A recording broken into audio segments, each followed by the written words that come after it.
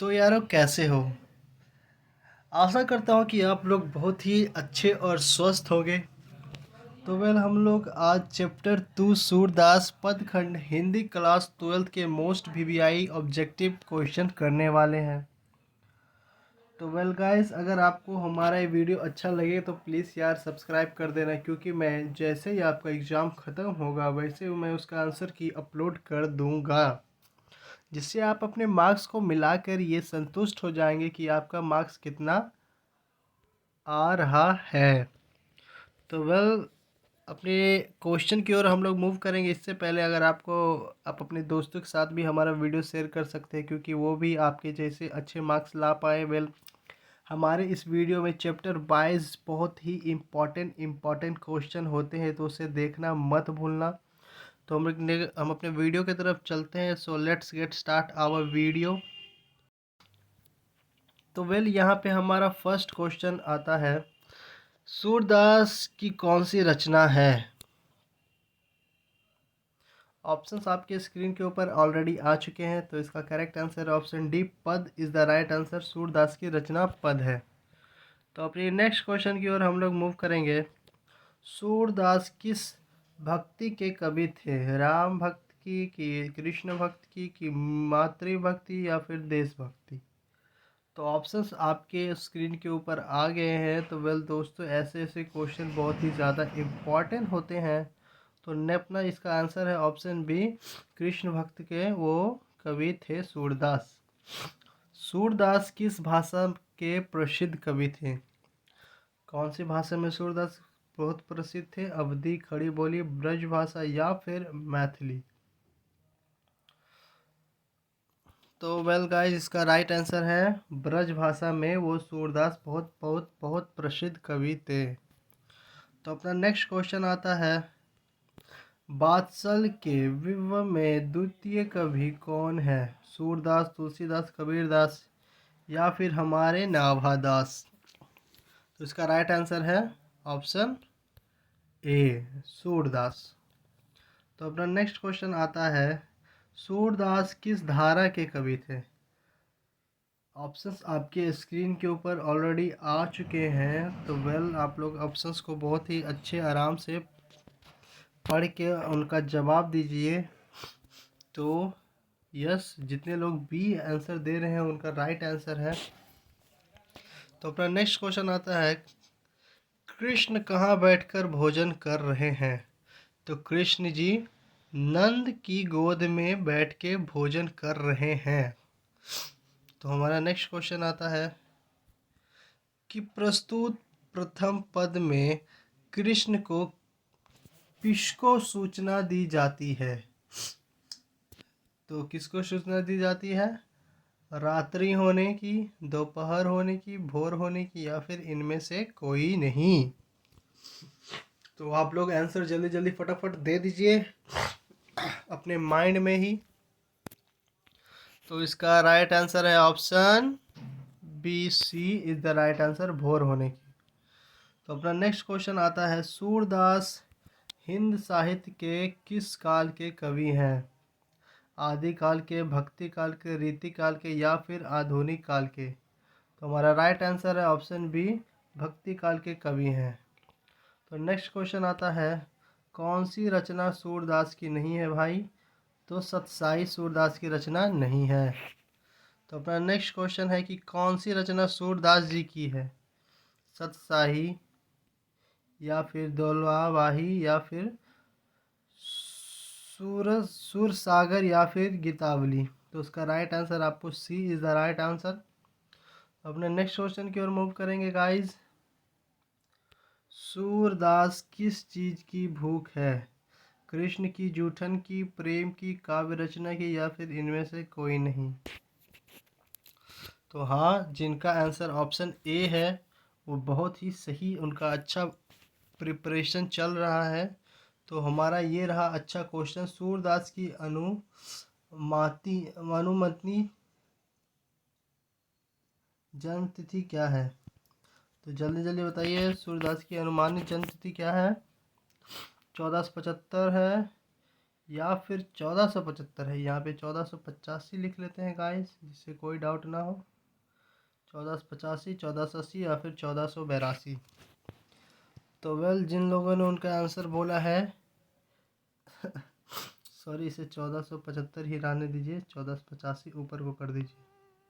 1485 option, 1475, 1480, 1482।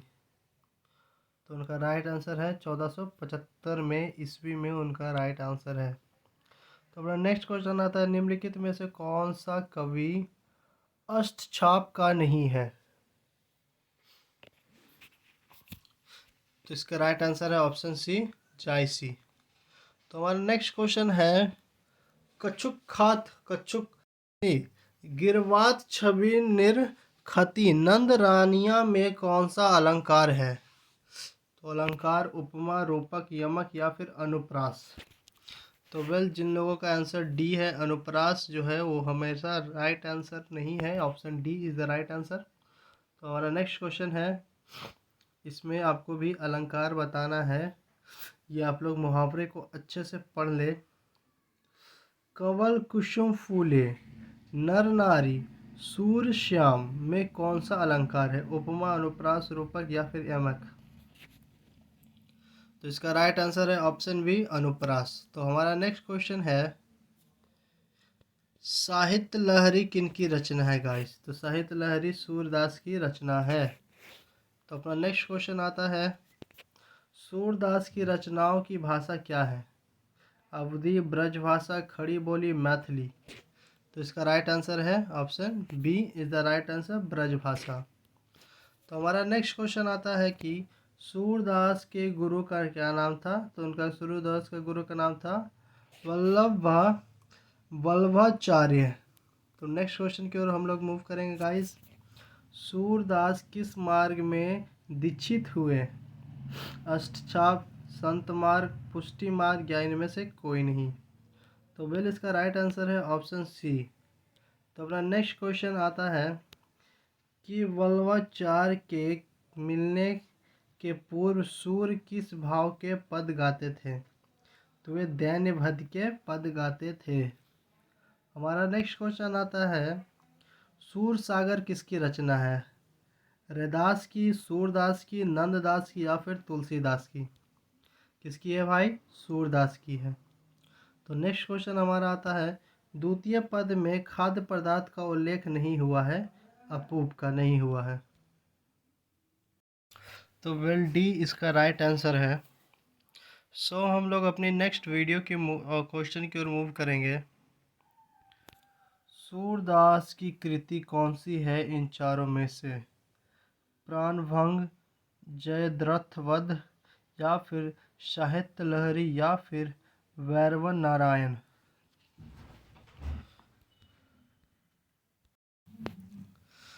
तो well guys, इसका right answer है option C is the right answer. So हम लोग अपनी नेक्स्ट क्वेश्चन की ओर मूव करते हैं। सुर सागर किस भाषा में रचित है? भोजपुरी में, संस्कृत में, ब्रज भाषा में या फिर अवधी में? तो इसका राइट आंसर है ऑप्शन सी, ब्रज भाषा में। सो हमारा नेक्स्ट क्वेश्चन आता है, सूरदास के संकलित पदों में कौन सा रस है भाई? कौन सा रस है संकलित पदों में? श्रृंगार रस है, बात्सल रस है, हास्य रस है या फिर रौद्र रस है? आप लोग रस, अलंकार, संधि विच्छेद, उत्सव, प्रत्यय, प्लीज़ आप लोग बहुत ही ज़्यादा इम्पोर्टेंट हो जाते हैं हिंदी ग्रामर में।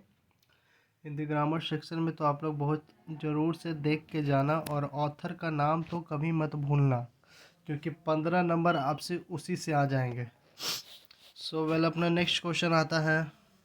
तो पहले इसका आंसर बता दूं कि इसका राइट आंसर है option B is the right answer. हमारा नेक्स्ट क्वेश्चन है, कहानियाँ का अर्थ क्या होता है? तो भाई, कहानियाँ का अर्थ गोद होता है। तो नेक्स्ट क्वेश्चन हमारा आता है, भगवान श्री कृष्ण किस कवि के पूज्य थे? तो भाई, वो सूरदास के पूज्य थे। उसका राइट आंसर है option D is right answer. अगर जिन जिन लोगों ने राइट आंसर डी दिया है, तो उन लोगों की प्रिपरेशन बहुत ही सही चल रही है। सो हमारा नेक्स्ट क्वेश्चन आता है, तो वेल गाइस, शायद यही था हमारा last question. Our last question was 27। तो वेल, आज के लिए ही हम लोग 27 इम्पॉर्टेंट क्वेश्चन सूरदास के कर लिए हैं। इससे ज़्यादा इस चैप्टर से ज़्यादा नहीं आने वाला है, so don't waste your time. और दूसरी चीज़ पढ़िए, इस क्वेश्चन से इतना ही आएगा इस चैप्टर से। अगर आपको हमारा वीडियो ज़रा सा भी बेनिफिशियल लगे तो यार प्लीज़ एक लाइक ज़रूर कर देना, क्योंकि वीडियो बनाने में बहुत ज़्यादा ही मेहनत लगती है। और हाँ, अपने दोस्तों के साथ शेयर कर देना ताकि वो भी अच्छे से अच्छे मार्क्स ला पाएँ अपने बोर्ड परीक्षाओं में। तो वेल, तब तक के लिए टिल एंड मिलते हैं नेक्स्ट वीडियो में। Bye bye.